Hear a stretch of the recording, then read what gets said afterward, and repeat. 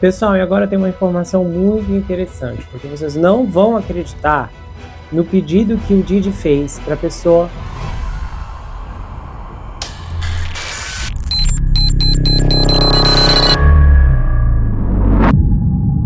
Olá, pessoal, bem-vindos a esse canal. Eu sou Gustavo Negreiro, seu psicanalista favorito, e hoje estamos em mais uma atração do 24 Horas na Mira, no julgamento do Sean Diddy Combs. Se você é novo no canal, saiba que eu tenho feito a cobertura diária do julgamento desde o primeiro dia e, aliás, coberto o caso desde outubro do ano passado. Então tem uma playlist super organizada em ordem cronológica, onde você pode conferir vários episódios que cobrem as audiências da manhã e tarde, e sempre com a análise técnica da doutora Sandra, uma advogada americana que reside nos Estados Unidos, e você pode inclusive conferir o canal dela, cujo link está fixado no primeiro comentário. Ajude a doutora Sandra a bater 100 mil inscritos até o fim desse julgamento. O link para a playlist do julgamento você encontra também debaixo do link da doutora Sandra lá no primeiro comentário, Julgamento Didi. Lembrando que eu trago várias histórias para o canal, produzo peças investigativas, e se você ainda não conferiu, dá uma olhada em todo o material de qualidade que eu já expus por aqui, incluindo a investigação recente do Justin Bieber. Vou deixar a playlist também fixada no primeiro comentário. Traz uma reviravolta surpreendente com base em uma investigação que alguém fez sobre a Hailey Bieber. As evidências, as fotos, as imagens naquele episódio são de cair o queixo, uma perseguição que durou 10 anos e ela finalmente conseguiu o rapaz. A história é assombrosa, não deixe de conferir. E lembrando que você pode me seguir também no Instagram, Gustavo N, Psicanalista. E a gente vai iniciar esse episódio agora. 21º dia de julgamento, audiência completa de quarta-feira. O Sean exibiu um pequeno livro laranja no tribunal na terça-feira, despertando muita curiosidade sobre o título. E agora veio à tona que tratava-se de A Magia de Acreditar, de Claude Bristol, segundo pessoas com conhecimento de seus hábitos de leitura que falaram sobre condição de anonimato para fornecer detalhes. Publicado pela primeira vez em 1948 para ajudar soldados que retornavam da Segunda Guerra Mundial a processar seus traumas, o livro se descreve como uma exploração dos segredos por trás do aproveitamento das energias ilimitadas do subconsciente. O Sean tem se aprofundado no gênero de autoajuda desde sua prisão, e uma pessoa familiarizada com o réu disse que o Didi havia lido recentemente uma leve vantagem, transformando disciplinas simples em sucesso e felicidades massivas. O livro descreve como algumas pessoas realizam sonho após o sonho, enquanto outras continuam sonhando e passam a vida construindo sonhos para outra pessoa. Um dos autores do livro, Jeff Olson, foi processado pela Comissão Federal de Comércio por supostamente administrar um esquema de pirâmide em 2019, muito tempo depois da publicação do livro. Olson acabou vencendo a ação, embora o tribunal tenha observado que algumas das práticas de sua empresa, a Neora, eram problemáticas e enganosas. O Didi compareceu a todos os dias do seu julgamento, mas não há sinal do bad boy travesso e provocador que ele representava em público antes de sua prisão. Veículos com vidros escuros levam o réu entre a cadeia do Brooklyn, onde ele está detido sem direito à fiança, e um tribunal em Manhattan. E ele passa horas sentado em um tribunal onde as câmeras de notícias estão bloqueadas em combinações sem graça de camisa e suéter, deixando os desenhistas a tarefa de decifrar a personalidade a partir de suas menores reações. A maioria das desenhistas disse que o seu rosto era difícil de desenhar, e não há muito mais com o que trabalhar. Segundo as regras do tribunal, o Didi deve usar roupas inofensivas e sapatos sem cadastro. Ele é relegado a puxar cadeiras para seus advogados ou escrever os milhares de bilhetes que direciona aos seus defensores. Então, 13h25, os promotores pareciam ter solicitado a retirada de um jurado do julgamento. Antes da entrada do júri na manhã de quarta-feira, os advogados do Didi se manifestaram veementemente contra a remoção do jurado, chamando-o de uma tentativa velada de dispensar um jurado afro-americano. E eles falaram, olha, estávamos muito relutantes em entregar essa carta, a promotoria no caso, porque parece uma falta de franqueza com o tribunal que nos levanta sérias questões. E não queríamos fazer isso, fomos obrigados a fazer aquilo. E aí a procuradora assistente, a Marine, respondeu que a sua equipe havia pesquisado a jurada em questão e visto o que parecia ser uma falta de franqueza com o tribunal, o que levantava sérias questões.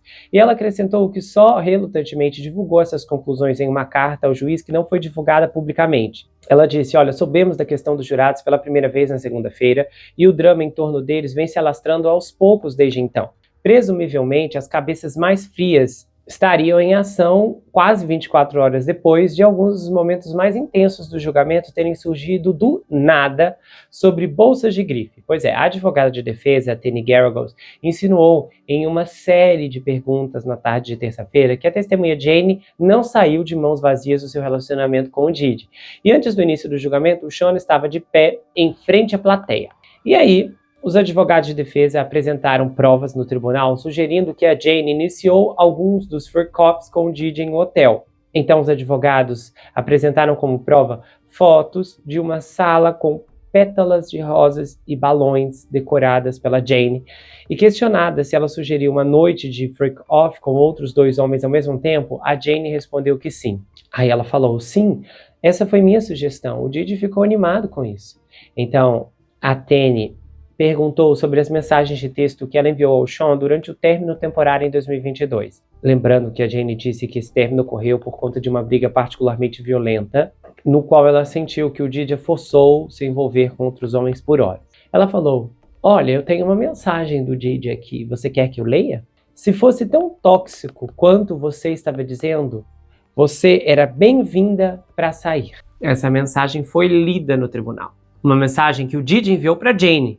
E uma mensagem posterior da Jane para o Diddy ajudou o casal a se reconectar. Como vai? É um fim de semana de aniversário e você não me demonstrou nenhum carinho. Então, a Jane e o Sean se encontraram sem nenhuma crise por um período de 2 meses em 2022. E é um pequeno detalhe para a equipe de defesa revelar, considerando as inúmeras crises de abstinência e noites de hotéis que a Jane e outras testemunhas descreveram durante o julgamento.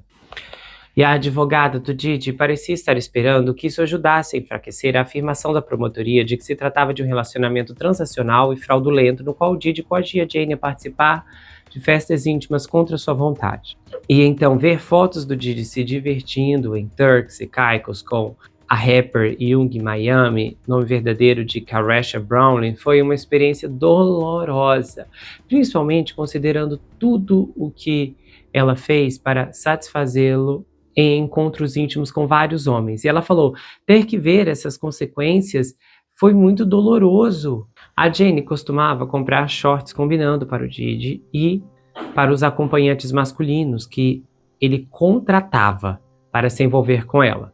Ela também comprou pílulas para que esses homens pudessem usar, inclusive de uma marca comum encontrada em postos de gasolina por todo o país. E parece que essas pílulas foram compradas para que houvesse menos tempo preparando esses homens. E ela testemunhou anteriormente que era forçada a fazer preliminares por horas e que não era nada divertido ter que dar corda nesses caras. A defesa, então, tentou sugerir que a Jane era cúmplice das agressões do Diddy. E a Jane falou que um dos parceiros favoritos para suas escapadas com os freak-offs era o Paul, que já ouvimos anteriormente. Ela disse: se eu tivesse que fazer o que tinha que fazer, pelo menos havia alguém com uma energia calorosa. Acontece que o Paul também era um dos personal trainers do Diddy, de acordo com o depoimento de quarta-feira.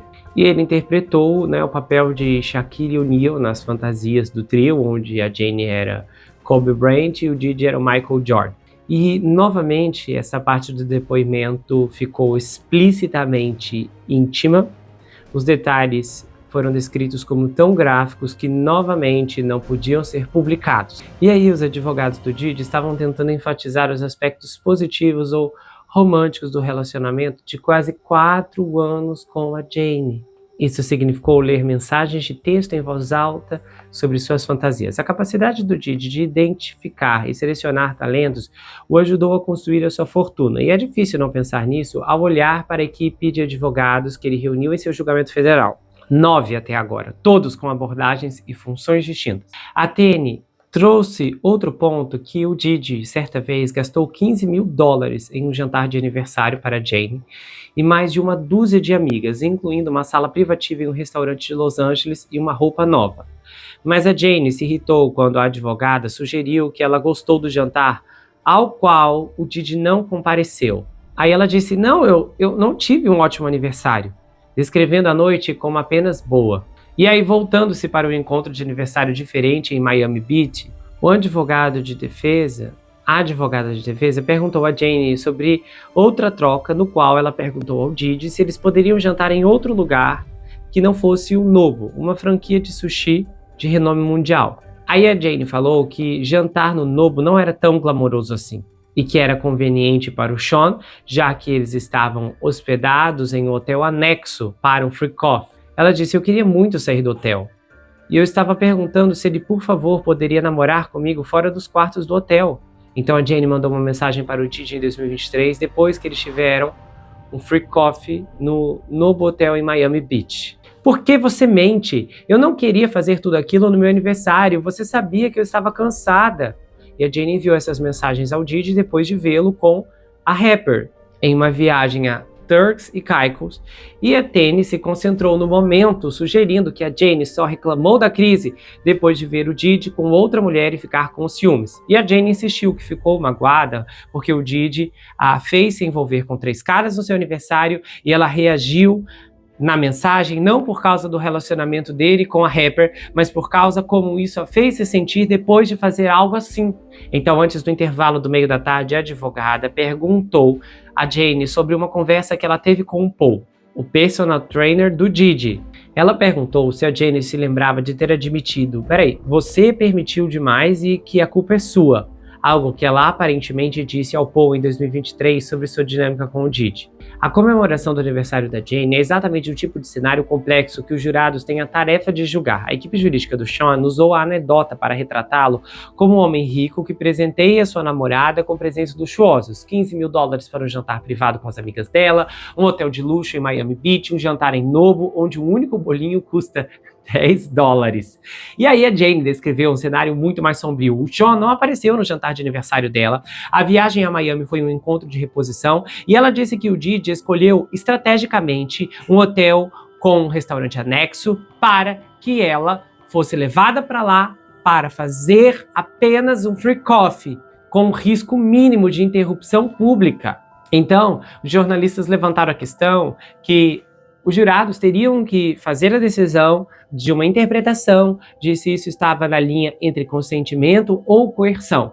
Após o breve intervalo no meio da tarde, a Tene retomou seu interrogatório com a Jane, abordando o contrato de amor informal entre ela e o Didi. E esse acordo verbal, uma parte fundamental do caso do governo, é aquele acordo em que eles concordaram com uma mesada mensal de $10 mil para Jane, que acabou sendo destinada a uma casa em Los Angeles para ela e seu filho. E foi revelado durante o depoimento na semana passada que o Didi ainda estava pagando o aluguel daquela casa. Então a Jane desabou no banco das testemunhas ao ler em voz alta uma mensagem carinhosa que ela disse ter sido escrito para o Sean em 2023. Depois de uma noite de hotel, ou de uma surtada naquele ano, a Jane enviou uma mensagem de texto ao Sean dizendo o seguinte: o fato de você ser a razão da alegria do meu filho é um sentimento dentro de mim que não consigo explicar. Gente, aí ela começou a engasgar nesse ponto, se recuperou e continuou. Eu te amo, tanto como meu amigo, meu amante, meu namorado, mesmo que você não goste dessa palavra. O Didi não fez contato visual, mantendo o olhar fixo em uma tela à sua frente que exibia uma transcrição. A Jane estava visivelmente afetada por suas emoções nesse ponto. Inclusive, ela mantinha uma caixa de lenços de papel do banco das testemunhas. Logo após uma viagem a Nova York em 2023, que incluiu uma surra, a Jane pediu desculpas ao Sean por mensagem de texto por ter ficado chateada com ele. E a Jane disse que acreditava que seria uma viagem romântica. Em vez disso, o foco foi um free coffee, o que a levou a dizer ao produtor que tinha terminado sessões de envolvimento com acompanhantes masculinos. A Jane acabou pegando Covid no encontro e o Sean foi ao baile de boas-vindas de Howard em Washington logo depois. O comportamento da Jane no tribunal mudou significativamente nesse ponto, porque ela, que tinha se mostrado desafiadora até o dia anterior, agora estava com a cabeça baixa, os olhos baixos e às vezes falava quase num sussurro. Aí, pasmem, a Jane começou a chorar novamente no tribunal quando começou a discutir que o Didi foi uma bênção para ela. Ela teve que ler uma mensagem de texto no qual disse isso. Logo depois de uma noite de free coffee. Você é realmente uma bênção na minha vida. Nunca um homem cuidou de mim como você. Você é a razão da alegria do meu filho. Significa tudo para nós. Eu te amo, meu amor. Eu adoro te fazer feliz e ninguém jamais se compara a você. A Jane também escreveu que o Didi era o seu amante, o seu parceiro, o seu namorado e, mais uma vez, começou a chorar. Ela disse que encorajou o Sean a passar 30 dias comendo alimentos saudáveis e ficando longe de substâncias ilícitas.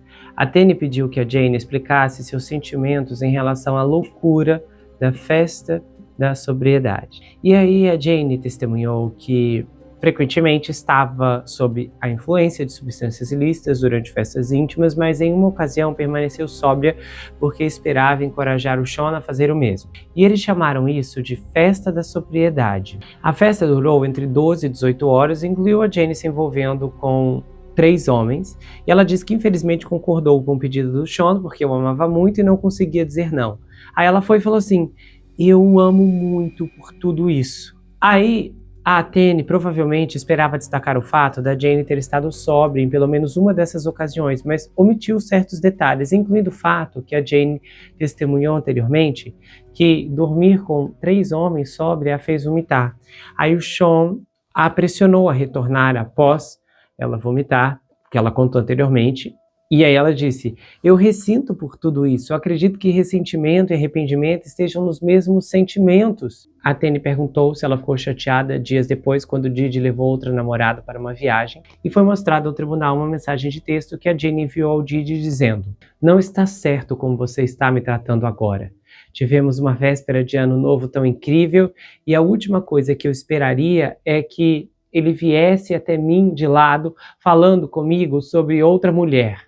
Você conseguiu tudo o que queria comigo na semana do ano novo, nos ignorando por dias. Isso mostra onde você se importa, e não é por mim. Frio. Nós tínhamos sido tão bons. Aí o Sean disse a Jane que a Cassie era um de seus maiores amores. E a Tene mencionou que o Sean escrevia cartas de amor a Cassie durante o tempo em que a Jane estava com ele, mas a Jane disse que não tinha certeza sobre isso. Aí a Tene exibiu um vídeo da Jane com o Sean, de outubro de 2023, no qual os dois professavam um profundo amor um pelo outro. Isso aconteceu durante um período em que a Jane estava deprimida com o estado do seu relacionamento com o Sean. E ela havia testemunhado anteriormente que se sentia assim. E esse vídeo em particular começa com o Sean fazendo sons altos de beijo. Depois desse vídeo, o júri então foi dispensado. Pessoal, e agora tem uma informação muito interessante, porque vocês não vão acreditar no pedido que o Didi fez para a pessoa menos inesperada do tribunal. Na quinta-feira passada, o magnata do hip hop de barba grisalha se virou para a desenhista do tribunal, Jane Rosenberg, na primeira fila, e fez um pedido em comum. Ele falou a ela: você está me fazendo parecer um koala. Amenize um pouco isso. Pois é, Jane Rosenberg é uma das 3 artistas que produzem os cartoons que estão rodando o mundo, inclusive vários episódios. Eu exibo aqui os desenhos do que se passa no tribunal. E agora você vai ouvir um pouco sobre o papel dessas mulheres e algumas curiosidades que elas contaram sobre esse desempenho. A Rosenberg já é uma conhecida desenhista e vem documentando os procedimentos para a Reuters no Tribunal Federal de Manhattan, onde fotografias e gravações de vídeos são proibidas. O Didi não é o primeiro réu famoso a comentar sobre as representações que a Rosenberg fez dele. No início desse ano, o Rudy Giuliani disse a Rosenberg que ela o fez parecer seu cachorro. E em 2023, Donald Trump Jr. fez um pedido direto a Rosenberg durante um julgamento civil por fraude nos negócios imobiliários de sua família. Ele disse: faça-me parecer sexy. Ela disse que pesquisou koalas no Google para relembrar e entendeu o que o Sean quis dizer. Eles têm cavanhaque branco. Como não são permitidos celulares ou câmeras no tribunal, isso significa que milhões de pessoas viram os retratos produzidos por esses artistas. Isso também significa que durante um caso de grande repercussão como o do Didi, há espaço para críticas amadoras nas redes sociais. Zombar dos esboços do Didi no tribunal se tornou um passatempo popular no Insta. Poucos dias após o início do julgamento do Didi, os comediantes de podcast em vídeo Double Toast fizeram alguns comentários mordazes. O co-apresentador Corey Coleman disse assim: "O problema com esses desenhos do tribunal é que eles nunca se parecem com a pessoa que estão desenhando." Descrevendo um retrato como Black Golan e outro como uma gazela com cabelo afro. E aí Rosenberg se mantém afastada das redes sociais e ela disse: olha, em primeiro lugar, eu não tenho tempo. E em segundo lugar, não quero ler todas as críticas. As pessoas adoram criticar artistas. Críticas online como essa ferem os sentimentos dela? Ela diz que sim, que tenta fingir que não, mas não gosta de ler. Todas as três artistas disseram que o Donald Trump atraiu os detratores mais ferozes. A Cornell diz que recebia e-mails dizendo: você deve ser democrata. E ela disse: é porque eu acho que eu não torci o nariz dele nem o fiz brilhar. Outra, a Williams, tinha um problema oposto. Ela falou assim: todo mundo dizia: você o fez parecer bom demais. E ela disse: olha, naquela época ele não era tão abatido e desgastado. Nos dias de tribunal, a Rosenberg programa seu alarme para 4h23 da manhã e ela segue obstinadamente uma rotina diária de exercícios para as costas que um médico recomendou anos atrás após crises dolorosas de ciática por ficar sentada encolhida sobre seu bloco de notas. Ela esquenta um pouco de aveia para o café da manhã e prepara um lanche. A rapidez é essencial para Rosenberg. Quando questionada sobre quais testemunhas ela gostou de desenhar durante o julgamento do Didi, ela mencionou a Mia, cuja identidade está sendo preservada do público. Ela falou: eu não preciso imitar a imagem dela, nem preciso acertar em cheio. Eu não tenho nenhuma permissão para mostrar nenhuma característica facial, então é moleza. A sala do tribunal tem 3 grandes folhas de papel pardo presas com fita adesiva ao corrimão que separa os observadores da equipe de defesa. O papel protege a madeira de pó de giz e também serve como um sinal de reservado para os 3 frequentadores assíduos do tribunal. A Rosenberg foi a primeira artista a chegar ao tribunal na terça-feira, e aí por volta das 8 horas, enquanto jornalistas, observadores e advogados chegavam aos poucos, ele estava na primeira fila arrumando mais de uma dúzia de caixas gastas de giz pastel, ao lado de seus característicos binóculos bifocais de grau, que ela às vezes usa presos à cabeça enquanto desenha. E ela disse: estou atrasada hoje, culpando o marido Lou Freeman, que é advogado de defesa. E ela falou: ele sempre precisa de mim nos dias de julgamento. Williams foi a próxima artista a chegar. Do lado de fora do tribunal, ela cumprimentou o advogado principal do Didi, Mark Agnifilo, que passou por ela. E ela disse: bom dia, usando sua gravata azul? E ele riu e assentiu. O Mark sempre usa uma gravata azul claro. E ela falou: todos os dias eu fico tipo, sério, outra gravata azul claro? O campo é pequeno e competitivo. A Rosenberg está vendendo seu trabalho para a Reuters, enquanto a Williams está trabalhando com a Associated Press e a CNBC, enquanto a Cornell está vendendo seu trabalho para a CBS News e a CNN, que, segundo ela, têm sido muito leais a ela ao longo dos anos. Eu até separei 3 retratos aqui para vocês verem. Eu gosto mais dos desenhos da primeira imagem, sinceramente, é o que eu acho mais bonito e profissional. Então eu vou interromper o episódio por aqui e vocês vão ficar agora com a análise técnica da doutora Sandra e eu volto depois para emitir meus comentários finais. Olá, doutora Sandra, tudo bem?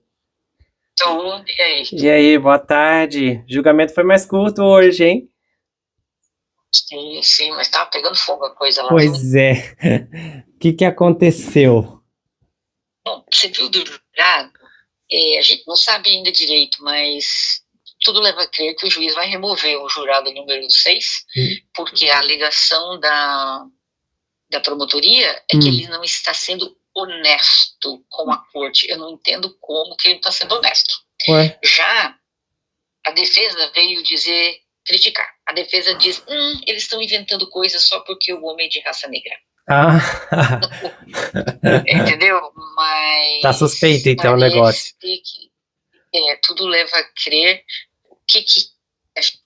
de termos, como que ele não está sendo honesto. Não é que ele mentiu na aplicação dele para ser jurado, nada. Mas ele não está sendo honesto. Agora, o que é isso? Ué, mas aí isso não existe, né? Como que vão ser? Se a pessoa já está ali no meio do curso, ela já está ali. Como que ela vai ser honesta ou desonesta?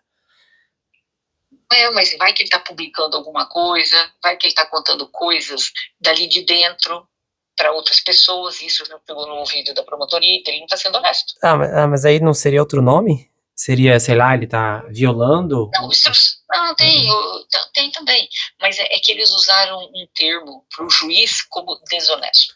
Ele não está sendo, candor with the court, ou seja, não está sendo como deveria ser o jurado, né? Mas se tivessem provas sólidas sobre isso, eu acho que uma decisão já teria se tomado mais rápido, né? Se chegar, olha aqui, juiz, essas provas, essas imagens, uma coisa assim. É que o juiz marcou para ouvir o promotor e o juiz amanhã cedo, os dois juntos. O juiz vai ouvi-los, entendeu? Aí não vai poder ter jurado nada na sala, né? Gente. Então ele vai decidir amanhã, mas estão dizendo por aí que acho que vão remover. Nossa. Agora, essa menina, meu Deus do céu, ela tá me deixando nervosa, essa Jane. Ai, ela tá falando coisa demais, meu Deus do céu, mas nem pro promotor ter dado uma instruçãozinha pra ela. Tudo bem que ainda tá dentro do tráfico humano, mas meu Deus do céu, as mensagens dela de hoje, tudo assim com, nossa, era a coisa mais feliz do mundo, fazendo os freak-off. Ai, como ela curtiu, o melhor aniversário da vida dela. Meu Deus. Só que ela vai lá e justifica. Não, eu disse sim, o melhor aniversário, inesquecível, mas é porque eu estava me referindo ao Sean. Eu não estou me referindo àqueles homens. Meu Deus. Aí fica meio assim, sabe? Ela tá acabando com... Ela deu uma escorregada ali. Por exemplo, ela disse que sempre quando iam esses homens, ela falou que o dia que durou mais foram 3 dias, né? Sem parar, 3 homens diferentes. Mas teve um dia que ela, por conta própria, marcou para que 2 homens viessem juntos de uma vez. Gente. Mas foi ela que marcou. Aí claro, o promotor mandou, a defesa mandou ela ler, né? Aí ela disse, eu fiz isso porque que eu queria que ele ficasse feliz. Era o que ele esperava. Dentro do tráfico humano, como eu te falei, tem a coerção também, né? E tem a manipulação também. Então, às vezes, não necessariamente, por exemplo, a Cassie, ela que ligava para os caras, ela que agendava tudo, né? Então, às vezes, a vítima do tráfico humano, ela se sente manipulada ou está sofrendo alguma forma de coerção. Então, eu vou fazer isso porque isso vai agradar, entendeu? É mais ou menos assim para pacificar a coisa, mas é que é difícil fazer o júri entender isso. Eu consigo entender como ativista, mas não sei se todos os jurados vão entender dessa forma. E é perigoso essa mulher acabar gerando uma aversão, porque esse testemunho dela tá ficando muito filme de romance de mocinha frustrada. E aí é capaz dela afundar os outros testemunhos anteriores, que eu acho que, apesar de tudo, foram bem sólidos, né, do pessoal fazer uma leitura igual, se eles não forem pacientes, né, lenientes, brandos ali com relação ao que ela tá dizendo, eles podem colocar todo mundo dentro desse saco, pensar, não, essas pessoas foram pagas, queriam estar ali, não saíram tão no prejuízo assim. Bom, a nossa esperança vai ser amanhã, porque ainda amanhã a defesa continua na parte da manhã, interrogando a moça. Meu Deus, vai continuar? Eu ainda não vi isso. Sério? Sim, de manhã vai ser a defesa e à tarde vai ser a promotoria novamente. A promotoria que fecha sempre, Meu Deus, essa moça tá pegando tudo. Então eu espero que a promotoria... Nossa, nem a minha durou tanto tempo. E olha que a minha tinha história, hein? É que a promotoria vai amanhã, com certeza, abordar todas essas coisas que ela falou que estavam demais, assim, querendo fazer para agradar, para pacificar, que aí amanhã eu acho que a promotoria vai vir com tudo para poder tentar virar a situação e tentar convencer os jurados que, olha, ela fazia isso por isso. Uma das coisas que hoje eu vi um dos juristas falando, ele disse assim que o testemunho dela, da Jane, vem complementar o da Cassie, porque as duas tinham circunstâncias muito semelhantes. Tudo que faziam, eu fazia porque ele esperava que eu fizesse. E isso é parte da manipulação. Entendeu? Então, talvez amanhã eles vão conseguir, a promotoria vai conseguir virar um pouco, mas, nossa, me deu nos nervos hoje com as coisas, porque eu falei assim, gente, mas tem coisa aqui que essa menina devia mudar um pouquinho a forma, sabe? Não, pior que... Aham. Tem uma mensagem que o Chan trocou com ela, que o Chan diz assim: eu só quero você, você é a única que pode me trazer paz. Ixi, Aí a meu defesa Deus. vai e pergunta, né? Paz. Você poderia trazer paz para ele? Sim. Ai, Jesus amado, não tinha que falar assim, minha filha, tinha que falar. Eu me senti obrigada, falei porque tinha que falar. Ela tinha que dar uma resposta um pouco diferente, sabe? A única coisa que ela conseguiu mais ou menos se livrar é que tudo que ela elogiava todos os freak-off, ela fazia, deixava claro, eu não estou elogiando o que eu fiz com aqueles homens, eu estou elogiando o Chan, tipo assim, passamos momentos agradáveis esse fim de semana, mas ela falou, não estou falando com aqueles homens, estou falando que depois que aqueles homens saíram, eu tive esse final de semana agradável com ele. Então, quer dizer, ela está tentando, não sei se ela estava tentando justificar ou se realmente, de verdade, eu não acredito muito não, mas sei lá, né? Se ela estava tentando passar dessa forma. Mas o Agnilo tentou pegá-la de todas as formas hoje para dizer que ela era gostando e elogiando aqueles homens, não sei o quê. E ela fez questão o tempo todo de dizer que não, não, não. Todo elogio que ela fazia era para o Chan. Acontecia depois que esse povo saía. Nossa. O problema é que ela tem uma consciência de impropriedade muito comprometida. Ela não tem, que a consciência de impropriedade é quando eu reconheço que tem algo inadequado, irregular, algo errado, né, acerca de uma circunstância ou do que eu estou sendo exposto.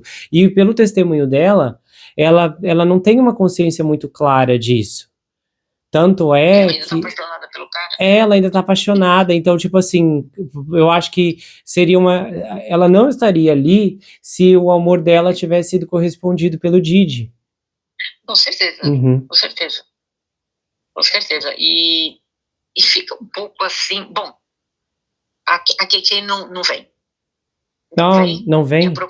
Ué, mas não tinham feito um acordo lá? O que deu? Fracassou? Não, a promotoria diz que ela é como é que é o nome em português? Co-conspiradora? Conspiradora, é isso. Mas não tem ação contra ela no crime, mas tem na civil um monte. Aí eu cheguei a uma conclusão. Por que, apesar que não afeta, mesmo que tivesse dado imunidade para ela no federal, essa imunidade não se estende no civil. Mas entrar em contato várias vezes com os advogados dela e com ela, e ela nunca quis responder. Tipo assim, a promotoria tentou conversar com ela antes, não é? Já que mandou a intimação para ela, não veio. Pelo jeito ela não foi intimada, mas a promotoria tentou contato com ela e o advogado, e eles nunca responderam. Então eles já viram que essa daí seria uma testemunha combativa. Então não ia dar certo. Sabe, se eles trouxessem lá. Porque quando a pessoa começa a combater, e depois ainda o promotor chamou ela de conspiradora, aí eu falei, bom, aí ela não vai aparecer mesmo, né? Tá, mas ela não seria obrigada, se eles quisessem falar assim, vamos chamar essa mulher aqui, ela não teria que vir pela lei? Mas teria que ouvi-la antes, né? Aqui nos Estados Unidos você ouve, o promotor ouve as testemunhas antes. Você é sempre, não existe ninguém que venha assim sem ser ouvido antes, antecipadamente. Não. Nossa, meu Deus. Por isso que, você viu, tem gente que encontra com eles 16 vezes, que eu acho que foi a Mia ou uma delas aí, encontrou 16 vezes. Não, encontra-se muitas vezes. Então, como ela não veio, aí, então ele percebeu, é uma testemunha que se eu trago, né, eu forço para trazer e tal, intimar pelo menos, não para aparecer no trial, intimar para poder fazer perguntas para ela, não vai dar certo, porque esse tipo de pessoa já está claro que ela tem um monte de ação civil contra ela, entendeu? Então, com certeza, ela pensou com os botões dela lá, eu não vou ficar de mal com esse cara, porque na cabeça dela talvez ele saia se livre e depois ele acaba com a minha reputação. Ou ele paga o salário dela também, né? Ainda, né? Vai saber. Tudo é possível depois. Não, ele parou. Ele parou? Ele parou. Ela tá, quando é que o promotor se referiu até a ela como desempregada? Não, ela própria se referiu. Não, ela própria se referiu. Ela publicou uma nota, você viu? Não. Há umas semanas atrás. Não vi, não. Ela publicou uma nota. Sim. Ela publicou uma nota dizendo que de forma alguma ela participou ou drogou alguém. Aí ela falou que de forma alguma ela viu que alguém foi violado e ela foi parte disso, que ela fala meio assim, tipo, que ela estende os sentimentos delas, as vítimas, desse tipo de violação e blá, blá, blá, blá. Mas ela diz, meu ex-empregador. Meu ex-empregador. Meu ex-empregador. Então ela não trabalha mais para ele, entendeu? Mas ela foi lá se defender, porque todo mundo diz que ela não somente participou fazendo coisas ilícitas, mas até trocou uma das meninas, viu uma sendo violada, não sei o quê. Então ela foi lá publicar a nota para dizer que ela não tem nada com isso. Meu Jesus. Mas aí eu acho que, então, não veio. Então, eu estava vendo que a promotoria disse que eles devem encerrar semana que vem, ou quarta ou sábado, e eles estão cortando as testemunhas. Eu não sei por quê. Estão muito confiantes já. Cortou um montão. Olha. Mas como isso? Então não vão trazer os ex-funcionários de casa e tal. Não, mas ainda vai ter, porque amanhã termina com ela, né? Ainda vai ter sexta, não, ainda vai ter, tem pelo menos 3 pessoas, mas eu vi, mas são testemunhas, não são vítimas. Mas tem 3, só que eu não sei quais são essas 3. Mas sei que não é a KK. Aí eles acham que vão encerrar entre quarta e sábado. E sexta. Sexta. Sexta. O promotor falou que no máximo na sexta. Tá, e aí o que acontece? Aí vai vir a promotoria, aí vai vir a defesa com sua penca de testemunhas, que eles estão insinuando. Bom, se eles tiverem, né? Mas até agora nem sinal deles falarem. Mas ele falou que ia levar, que o julgamento não ia acabar antes do dia 4, o que eles vão fazer sem testemunhas até lá, a defesa? Não, ele disse assim também, que a promotoria quer que acabe tal dia, mas a defesa vai além deste prazo, porque tem testemunhas, só que nunca falou quem são essas testemunhas. E eu fiquei pensando, que testemunha? A mãe dele? A mãe? Ele perguntou pra mãe dele hoje se ela já tinha comido. A mãe lá sentada, sim, já comi. Tava lá a mãe, os 3 filhos, falei, que baixaria, misericórdia. Como é que permite uma coisa dessa? Os filhos, vou ser bem honesta, né? Os filhos não estão lá por amor nem nada. Os filhos estão lá assim, bom, meu pai tem certeza que vai sair, mas também não acreditamos. Se a gente não aparece na corte, nossa, no dia que ele chegar, ele expulsa a gente de casa, toma os nossos cartões de crédito, toma os nossos carros, nós estamos tudo ferrado. É só por isso que esses rapazes estão indo todo dia na corte. É só por isso. Porque não vão todos os meninos, né? Estão indo com frequência 2 ou 3. Tem um que tá lá, que é o mais resiliente deles. Por incrível que pareça, que é o adotivo, né? Que é o filho da Kim, né? O primeiro casamento, né? Olha só. Ele nunca faltou um dia. Ingrid, só teve um dia. Um dia que disseram que ninguém apareceu. Mas ontem tinham 2, hoje estavam os 3. E a mãe tá quase todo dia. Ela não tem coisa melhor pra fazer, não? Fazer uns tricô em casa. Ela faltou, acho que teve uma semana inteira que ela faltou quase, e agora ela voltou. Pois é, então nós estamos agora nessa situação com essa moça aí. Como eu te falei, eu ainda continuo acreditando que, como eu te falei, porque o tráfico humano não necessariamente tem que envolver força física, pode ser coerção, pode ser manipulação e tudo mais, né? E a vítima nem precisa estar ciente desse caso, né? Porque o caso mas dela. Às vezes eu falo, minha filha, por que você fala as coisas assim? Sabe, tinha que dar um pouquinho mais um ataque. Ela, bem, até bem combativa. Nossa, hoje, pelo amor de Deus, tudo que a promotoria, que a defesa ia e falava, tipo, mas você falou isso, você pensava isso. Pouquíssimas coisas que ela disse que não. O resto tudo ela concordava com a defesa. Então, quem está sentado ali no júri vai pensar, vixe, era um caso de amor, que o cara tinha 1 milhão de namoradas e ela está se sentindo traída e está sentada aí por despeito. É isso que o júri talvez possa pensar dela. Espero que não. Espero que a promotoria faça um bom trabalho amanhã à tarde. A gente vai saber. Claro, com certeza a promotoria vai pegar cada erro que ela fez, porque é assim que eles vão poder consertar, né? Tipo, ontem você disse isso, isso e isso. Aí ela vai e joga uma bomba lá no meio, né? Para poder reverter a situação, entendeu? Então amanhã, quando vier com a segunda parte, né, que é a parte da promotoria, para rebater o que foi falado. É o redirecionamento, né? Dado a defesa. Sim, o redirecionamento, sim. Então vamos ver se amanhã ela consegue, elas, né, são várias mulheres, se elas conseguem melhorar aquilo lá, porque o negócio ficou feio. Mas eu ainda preciso ver um dos seguranças. Eu estou muito decepcionada. Cadê os empregados do Sean? Por que ninguém está participando? Assim, tem Pois aqui. essas escolhas.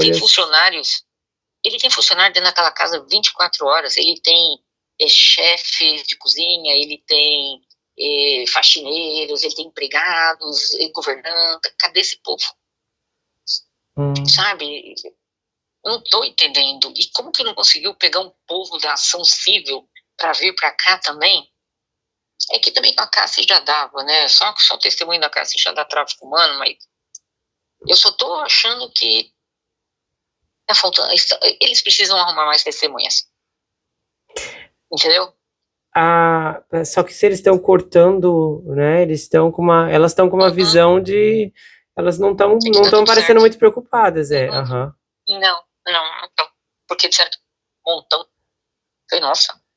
Eu fiquei meio assim em dúvida se elas estão realmente fazendo um bom trabalho ou se elas tiveram muita sorte, porque o Sean fez muita coisa ruim e tinha, né, pelo menos assim, que as coisas ruins as quais ele está sendo julgado, tinha muita gente para falar, porque eu realmente fiquei e eu até descobri esses dias que a promotora principal, ela é filha daquele diretor da FBI que foi demitido pelo Trump em 2017. Sabia? Do Coney, né? Não sabia que ela não. Era ela, é a filha dele, Maureen Coney, né? Agora que você falou, eu lembrei, é verdade. Eu já tinha lido, mas eu tinha completamente esquecido. Sim, é filha dele. Eu lembro que falaram que é filha do cara que foi do FBI, é ela mesma, né? Olha, bom, eu ainda não acredito que o Sean vai sentar lá. Todos os juristas e os comentaristas falaram que talvez a única chance dele, porque não tem defesa para ele, seria ele mesmo. Só que dá todo mundo falando que se ele senta lá, ele pode acabar com o caso mais ainda. Mas seria a única chance de tentar reverter. Só que a promotoria vai depená-lo, né? Se ele se sentar lá. Então, eu duvido. Mas ele pode negar tudo também, né? Sim, se sentar, não é só negar? Não é só, não foi bem assim. Ele vai ter que responder. Não, ele vai negar, mas a promotoria vai com tudo pra cima, né? Ele vai se sentir intimidado lá, que daqui a pouco ele arma um barraco dentro Ou a menos que eles dopem ele de substância. Porque faz tanto tempo que ele não bate em alguém, né? Então, sei lá, que aquele cara não passa um dia sem dar uns tapas em alguém, né? Então, vamos ver. Eu não sei, eu não acredito que ele vá depor, e se eu fosse advogado dele, jamais permitiria, não, porque ele tem o direito de ir mesmo que o advogado dele não queira, mas eu iria convencê-lo, meu filho, não sente lá. Então, você tá ferrado, né? O que ele vai dizer? Que não? Tá tudo provado, documentado. No fim das contas, ele que vai decidir isso, né? Como ele tem decidido os julgamentos até agora. Acho que se ele olhar e falar, não, eu preciso me defender, eu vou. Aí. Olha, se de verdade, eu acredito piamente que a promotoria conseguiu provar o abuso do tráfico humano e também conseguiu provar o racketeering, porque tem a rede, o enterprise, que ele chama, as empresas dele eram envolvidas no pagamento, o rico e tal. Essas coisas todas, né? Tudo. Então, eu acredito que está tudo provado. Minha questão é se os jurados vão entender bem que essas moças com esses freak-offs, que isso não é apenas uma moça depravada ficando com um monte de homens porque elas querem. Não. Isso é tráfico humano. Elas fizeram isso sob coação, ou coerção, ou sob manipulação, ou ameaça. Então, eu espero, a promotoria acho que vai fechar, né? A promotoria que fecha sempre, né? E acho que os jurados, quando forem para a sala, vão estar com tudo aquilo em mente do que os jurados falam, do que a promotoria vai falar, né? Porque no último dia, a promotoria vai pegar pontinho por pontinho e dizendo por que aquilo é tráfico humano, por que aquilo é transporte interestadual desses homens, por que isso é racketeering, por que isso é enterprise. Então, os jurados, quando saírem para ir para a sala, estão com a memória assim, totalmente refrescada com tudo que elas vão colocar, entendeu? E minha esperança é que elas expliquem muito bem, mas com certeza... Os jurados podem fazer perguntas também. né? Se Podem, quiser. podem. Isso mais raramente Podem. acontece. Tão incomum, não. Não é incomum? Não é. Ah. Não é tão incomum. Mas Tem uma coisa, eu acho que eu tenho algumas informações sobre os jurados, deixa eu ver se eu encontro aqui, que eu lembro que tinha o perfil que vazou dos jurados. Não sei se a senhora chegou a ler isso. Não sei, não. Sobre todos eles, falava mais ou menos a profissão, a idade. Espera aí que eu estou procurando aqui no computador, porque eu lembro que eu separei um dia que eu pensei, a gente pode dar uma discutida sobre o perfil dessas pessoas. A gente ficou de falar isso. Então, um deles, eu sei que trabalha para as Nações Unidas, né, pelo United Nation. Mas os outros, não. Então, eu não sei. Vamos ver se amanhã E você viu que as idades dos jurados vai de 30 até 74 anos? Aham. 30 a 74 anos? 74. Os mais jovens, espero que vão... Bom, tem que ser unânime, né, também, mas vamos ver se convence lá, porque... tá aqui o número 6, espera aí. Não. Tem uma mulher de 69 anos. Tem depois um rapaz de 31, tem outro rapaz de 31, tem uma mulher de 30, tem uma outra mulher de 42 e tem um homem de 41. Eu acho que esse é o número 6. 41 anos, homem do Bronx. Achei aqui a lista. Trabalha com comunicação. Trabalha com comunicação e correctional facility. Engraçado. Ele ouve reggaeton, música hip hop, ele gosta de hip hop. Vixe. Ai. ele olha o hobby do homem: esportes e fantasy futebol. Fantasy futebol? Eu nunca ouvi falar na minha vida. Fantasy futebol. Qual a idade desse que eu tô perdido aqui na minha lista? Um de 41 anos. 41 anos. Do Bronx. Escrivão em uma unidade correcional? Não. Esse mesmo, mas aqui ele tá também trabalha com comunicações e trabalha com alguma coisa no presídio. Correctional Facility, algum órgão lá do presídio. E olha só, ele disse que estava familiarizado com as alegações básicas do caso, que ele tinha um conhecimento prévio. E ele já se declarou culpado de fraude contravencional depois que um médico que ele contratou após um acidente de carro. E aí ele fez uma fraude de seguro. E aí ele foi absolvido. Ele teve uma absolvição condicional de 1 ano. Nossa. Vixe. Uau. Meu Deus do céu. Tem uma mulher de 74 anos que trabalha como coordenadora de tratamento, gosta de música e de viajar. Tem uma assistente social. Tem um homem de 67 anos que trabalha como analista de logística. Depois tem esse cara de 39 anos que é um assistente social. Assistente social? E o cara gosta de música da West África. Talvez seja algum cidadão americano, mas que é da África. Mas para ser jurado tem que ser cidadão americano, né? Tem que ter green card. Sim. Não, mas ele já pode ser naturalizado, né? Tá, já naturalizado.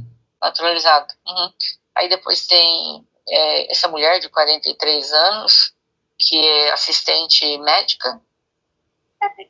Cadê o cara das Nações Unidas aqui, que eu não tô achando ele? Então talvez ele seja o... Tem um massoterapeuta que um membro da família dele foi vítima de violência doméstica. E esse homem aqui provavelmente, dificilmente se inclina a favor do Didi, apesar dele ter dito que essa experiência não influenciaria como jurado. Ok, a gente finge que acredita. Mas isso aqui, esse homem tá ganho. Porque ele possivelmente, né, normalmente quem tem alguém na família que sofre violência doméstica, a pessoa tem um grau de conhecimento porque procura entender, ajudar, né, a pessoa é arrastada para aquele drama. Então talvez ele possa reorientar os seus colegas. Agora, tem aqui, eu tô vendo que a lista de suplentes, tem um homem de 68 anos, um outro de 68 anos. Nossa, como eles selecionaram pessoas bem levadas. Uma mulher de 43 anos, um outro homem de 39, um homem de 67 e uma mulher de 74. Mas, ó, nesse jurado, acho que esse aqui que vai convencer os outros, ele tem PhD. Ele tem PhD em Biologia Molecular e Neurociência. Então, deve ser extremamente inteligente. Tem 51 anos. O cientista. Cientista. Uhum. Então, por isso sempre vai ter um que vai lead, que a gente fala, vai tá coordenando ali, né? Levando as coisas para tentar convencer os outros e tudo mais. Bom, pela idade, todo mundo aqui 41, 42, 51, tem 2 só de 30 anos, depois os demais é tudo na faixa dos 50 até 70. E aí normal, né? Tem muita gente aqui que, pelo jeito, por a idade deles, devem ser aposentados, quase todos esses mais velhos, entendeu? Então eu acho que, espero que eles consigam entender que a moça não é uma depravada, mas sim uma vítima de tráfico humano, entendeu? Nossa, tem tem outro homem aqui de 68 anos que assistiu o reality do Didi. O da MTV. Ele assistiu Making the Band. Meu Deus. E ele também viu o vídeo do ataque da Cassie. Nenhum jurado aqui não sabia da existência do caso, pelo que eu tô vendo. Todo mundo já tinha ouvido falar e alguns chegaram a assistir o vídeo da agressão ou estavam previamente familiarizados com as notícias. Nossa. Não encontraram ninguém. Que loucura. Não, mas até parece que esse povo, quando chega em casa, vai correr no computador para ler tudinho que estão falando. Olha, porque não, né? Eu duvido. Em casa eu falei, faz aquele jantarzão, põe a família inteira, os vizinhos, o galo, tudo lá, todo mundo senta na mesa e aí ele conta todos os podres do dia inteiro dentro da corte, o que é proibido por lei, by the way, né? É proibido. Mas a senhora nunca conheceu ninguém que foi jurado para perguntar? Falar assim, olha, o que você... já tive, mas eu nunca perguntei, não. Então pergunta, vai atrás, liga pra alguém pra gente falar assim, conta aqui, só entre nós. Eu já fui chamada várias vezes, mas eu nego. Nego não, né? Você pode justificar porque você não quer, né? Você recebe cartas, vira e mexe, recebe cartas. Olha, nesses anos de Estados Unidos, 20 anos, eu talvez tenha sido chamado umas 6, 7 vezes. Olha. Mas eu sempre nego. Poxa, a senhora pode aceitar no próximo e a gente pode fazer um reality infiltrado no júri. Aí todo dia a gente liga e a senhora me conta. E eu vou gravando, vou guardando. Aí quando acabar o julgamento, a gente solta tudo. Infiltrado no júri, ia ser demais. Já que não tem, né? Ninguém nunca conseguiu fazer uma gravação do que acontece lá dentro. Ia ser interessante. Aí capaz deles, olha lá, achamos os vídeos do Brasil, derruba o julgamento. Cancela tudo. Ai. Gente, eu tô vendo aqui, o Shirley é tão descarado que ele comprou pra Jane um bracelete, acho que da Tiffany, se não me falha a memória, uma marca cara. Só que depois ela viu que a Dina, com quem ele estava saindo, tinha um colar igualzinho, da mesma marca. Então o que ele fez? Ele comprou o conjunto de pulseira e corrente, então ele deu a pulseira para Jane e deu o colar para Dina, mas da mesma marca e o mesmo desejo, mas né? Nossa. Diferença. Nossa. Você viu? Ela colocou uma foto de um jantar que ele foi com ela, né? Ele mandou ela tirar a foto porque ele estava saindo com a Dina também. Ai, que baixaria. Nossa. Ele saiu com não sei quantos ao mesmo tempo. Nossa, é muita coisa. Gente, tem muita gente rolando aí que fez esses negócios com ele que a gente não sabe, né? E eu fico pensando na história da Kim Porter. Essa mulher deve ter sido a que viveu a que mais sofreu. Nossa. Eu fico pensando, porque imagina o que ela não deve ter visto. Ela deve ter visto tanta coisa que ele falou, não, temos que apagar essa mulher, porque se alguma coisa acontecer lá na frente, vai ser que pena que o nome dela não é mencionado, ninguém conta nada, né? Que pena. Dá dó de pensar nela, eu fico pensando muito nela esses dias. Deve ter passado muita coisa, né? Eu não entendo. Não. Mas é terrível. Mas aí vamos agora confiante. Eu fico aqui torcendo para chegar o outro dia que eu sempre penso, eu vou ouvir um dos seguranças dele. Olha, se não vier o segurança, vai ser a maior decepção da minha vida. Porque aqueles caras, eles passam 24 horas grudados com ele. Aqueles homens já viram de tudo. Sim. Por exemplo, o Sean fala para todo mundo, e eu vi a Cassie falando isso, e eu vi a Jane falando isso hoje. Nenhum empregado deles sabiam dos Freakoffs. E não é verdade, porque eu vi um dos jurados dele dizendo que sempre é um tal de entra homem e sai homem naquele quarto de hotel, porque sabe Deus o que eles estavam fazendo lá. Mas eles sempre viram. Eles sempre viram. Eu não entendo por que a Cassie e a Jane diz que não. Funcionário nenhum sabia. A Jane sugeriu que fosse feito na casa dela, a casa que o Sean paga aluguel. E aí ela disse que sugeriu que fosse lá porque ninguém ficava sabendo, os empregados nunca souberam. Aí eu falei, não sei não, porque eles tiraram isso, que os empregados nunca souberam. Vixe. Os seguranças sabiam. Aquele então, J-Rock também não vai ser arrastado para esse drama, criminalmente? Não sei, viu? Bom, aquela coisa, né? Se eles vierem para depor e tiverem imunidade, aí não acontece nada com eles, né? Porque esse aí também, dizem que ele estava envolvido até o pescoço. Ele servia como... Pois é. Acho que teria que ser mais algumas pessoas que viram mais de perto essas coisas acontecendo, né?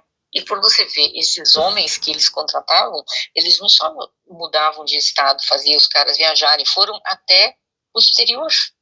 Foram para turcos e caicos, levando os caras. Olha isso, muda até junto. Nossa.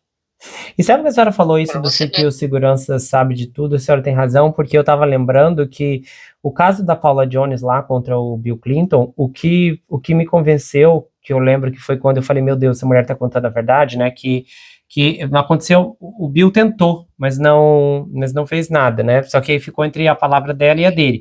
E aí eu achei antes porque quando veio à tona o escândalo, não sei se a senhora lembra, não foi através dela, foi outra pessoa que jogou ela lá, que falou sobre ela na revista, e a revista descobriu quem era ela, e ela abriu o processo.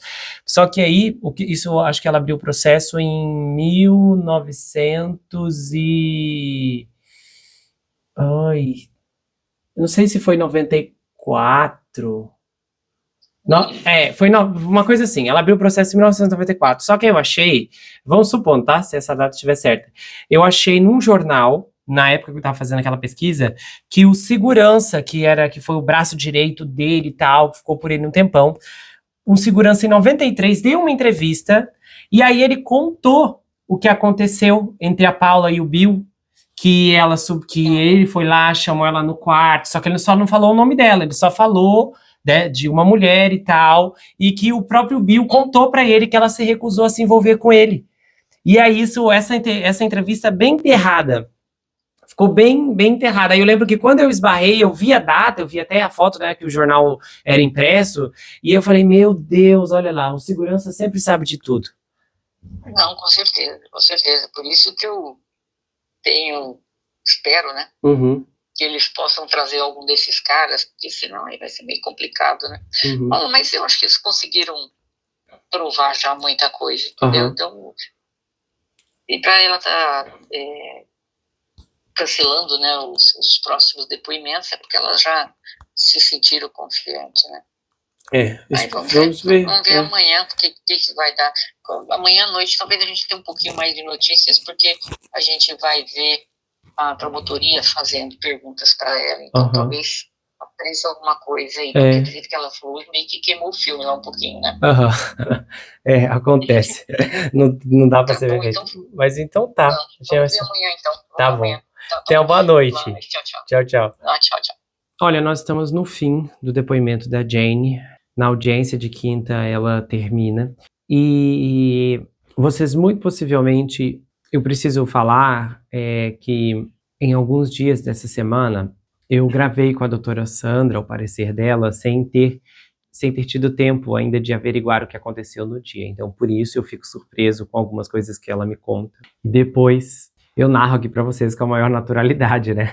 Só que vocês veem isso na frente. E também tem o detalhe da rapper, que ela realmente já tinha sido mencionada desde o depoimento do dia anterior e passou batido.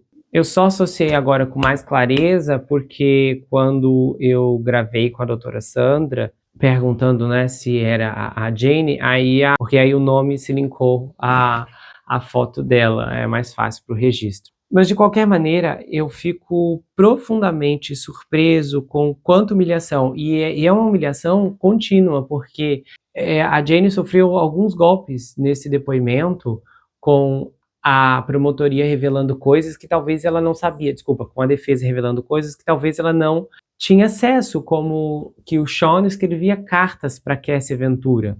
É muito interessante que, às vezes, as pessoas se fissuram a certas entidades, esperando o amor delas, né? Existem casos que, quando se trata de pais, de familiares, aí a conversa é outra.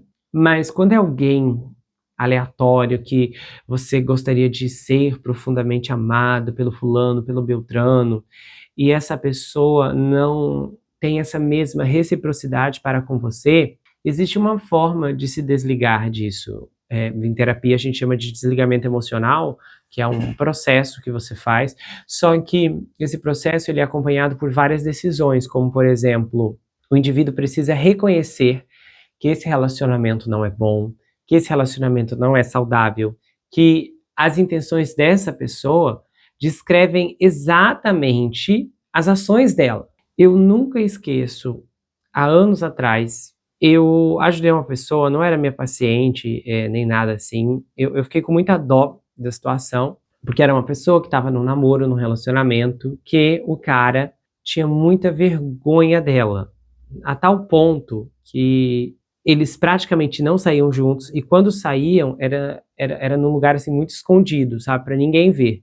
E uma vez, inclusive, eles foram num lugar, e esse lugar estava tirando fotos, e registrou o casal. Ele ficou sabendo que as fotos foram postadas na página do Facebook da instituição, pois vocês não acreditam, ele ligou para ela e fez ela ir lá e falar com a instituição que ela queria que a foto fosse removida, porque ele tinha muita vergonha, muita vergonha.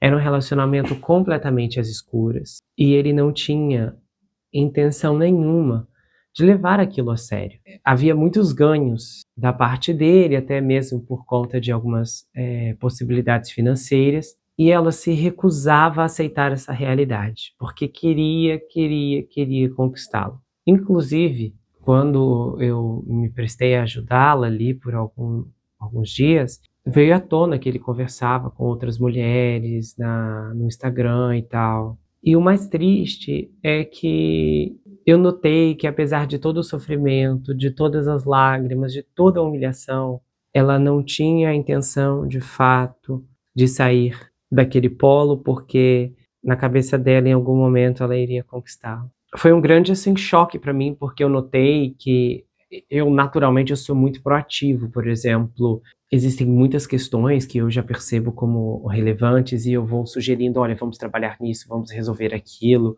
Além das queixas, né, de um paciente particular, às vezes eu vou percebendo que existem outras lacunas e essas lacunas podem levar a grandes revelações. Então, eu sempre proponho muito a ajudar e não esperar a pessoa perceber, às vezes, que aquilo é um problema. Acho que a descoberta fornecida ela é essencial em muitas das vezes. Só que eu reparo que em algumas situações existem pessoas que, se não pedem ajuda, não adianta você se oferecer para conceder esse auxílio, porque esse auxílio será completamente descartado. Não com todas, mas com algumas pessoas. E isso é muito triste, porque o sofrimento é muito visível para quem está do lado de fora. Mas, por incrível que pareça, para quem está vivendo aquilo, permanece sendo tolerável. E é decepcionante, é entristecedor, e no fim das contas é a pessoa sabotando a própria identidade e a autoestima. Quase todo mundo, em algum momento da vida, se entregou, dedicou tempo, esforço, energia em um relacionamento que não valia a pena. E alguns demoram mais para acordar, outros, quando estão conscientes dos sinais, pulam fora desse barco E existem, é claro, aqueles que permanecem e que continuam sofrendo. O mais triste é que essas pessoas não sofrem sozinhas, elas arrastam os outros para o drama e depois se voltam contra os mesmos sujeitos que estão tentando orientar, porque o consulente em questão não aceita a verdade explícita. E a verdade é um caminho de apenas uma única via. Ou você entra, ou você sai. Infelizmente, a verdade ainda não encontrou a Jane. Mas pode encontrar você que está me ouvindo agora, que talvez esteja em uma situação semelhante, parecida. Talvez não algo tão violento, né? Deus me livre. Mas seja um relacionamento romântico ou fraterno. Às vezes você tem investido e não tem sentido, visto, notado o retorno. Porque em um relacionamento o retorno só acontece se houver reciprocidade, um interesse mútuo. E muitas vezes as pessoas se agarram a pequenas informações do tipo, não, mas sabe, se eu não persistir vai dar certo. Só que existem limites para a persistência em determinados quadros. Você não desiste quando você está enfrentando uma batalha que determinados dispositivos só podem ser aplicados por você. Agora, quando você está em uma estrutura que o movimento não é unilateral, então o seu limite acaba quando da outra pessoa começa. E muitas vezes eu percebo que as pessoas possuem extrema dificuldade e há uma ausência completa de facilidade de marcar os seus limites, de entender. E muitas vezes os nossos limites precisam estar bem organizados aqui dentro, é o que chamamos de limites internos, para que os externos fiquem claros. E quando uma pessoa constantemente cruza o nosso limite, chamamos isso de limites porosos. As linhas que estabelecem essa marcação estão confusas, porque você não marcou com firmeza ou a outra pessoa está se aproveitando da sua fragilidade. Então, talvez você pode se conscientizar agora com o exercício que eu vou te ensinar e você pode aplicar nesse momento. Você vai pegar um papel, você vai fazer um círculo e esse círculo vai representar uma bolha. Então, o interior da bolha vai representar como você se sente, o que você diz a você mesmo, e o exterior, as suas interações com as outras pessoas. E então você vai notar agora o seu status de limite. O que é que uma pessoa, um sujeito perto de você constantemente provoca que o incomoda? Que você está percebendo como ultrapassando o limite da sua bolha. E então você vai registrar no papel. É importante fazer o registro porque através dessas demarcações o cérebro consegue reconhecer essa informação por escrito, ou seja, ela está apresentada de forma estruturada em um contato sensorial. Então, se você continuamente permite que uma pessoa ultrapasse a sua linha de proteção, você está desonrando a si mesmo, e isso transmite uma mensagem ao seu interior. Se você estiver notando, mediante esse registro, que os seus limites são frequentemente ultrapassados, então você precisa corrigir com urgência. E para fazer isso, precisamos treinar o nosso não. Não posso, não vou, agora não dá. E é claro, essa prática de imposição de limites externos sucede os internos. Então eu vou te passar uma estratégia hoje aqui que te ajuda e você pode fazer esse procedimento, repetir essa aplicação por dias e semanas até sentir que está melhorando e conseguindo se reorganizar internamente com essa atualização cognitiva que você está fornecendo a si mesmo. Você vai fechar os seus olhos e você vai dizer, eu valho a pena, eu tenho valor, eu sei quem sou, ou você pode dizer a verdade, ainda não sei completamente quem sou, mas sei o que quero ser, ou sei o que pretendo ser, e não vou deixar as pessoas me pressionarem a fazer aquilo que eu não quero fazer. Eu vou falar por mim mesmo. Se eu não estiver de acordo, serei sincero e vou retirar a minha cooperação. E então você vai ver se você se sente mais seguro mediante a essas aplicações, a essas afirmações. E você pode introduzir novas palavras às quais você sente necessidade. Existem mais estratégias e eu pretendo trabalhar isso em outros episódios, mas por hoje eu quero que você organize-se com esses dados e procure explorar a seguinte questão. Quais são as qualidades necessárias que você sente que precisa para estimular e desenvolver a coragem apropriada para manter um relacionamento saudável com as pessoas à sua volta? É um passo importante? para ativar a sintonização de você para com você mesmo.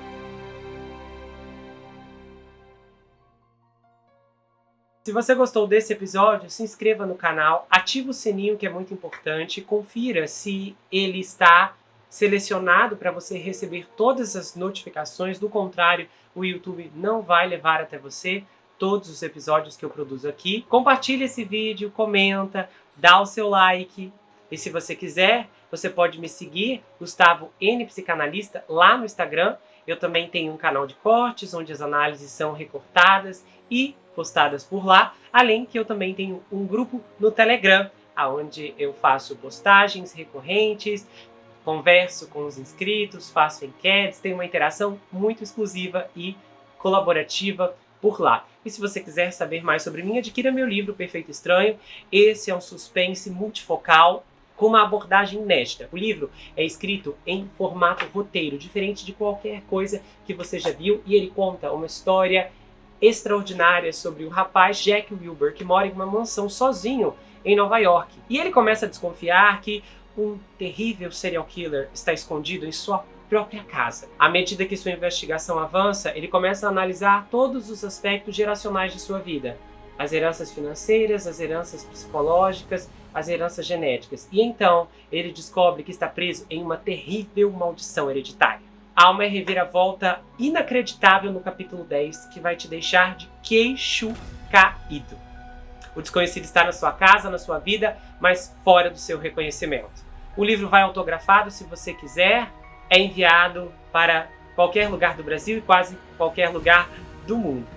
Você pode adquirir pelo meu site, entrar em contato comigo pelo Instagram ou pelo Telegram. A gente se vê no próximo caso e não se esqueça que aqui você sempre vai ter uma amiga. Até mais, pessoal!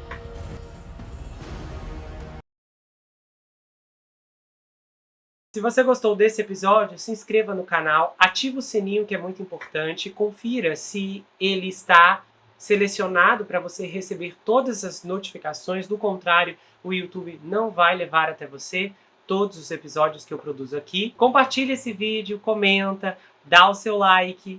E se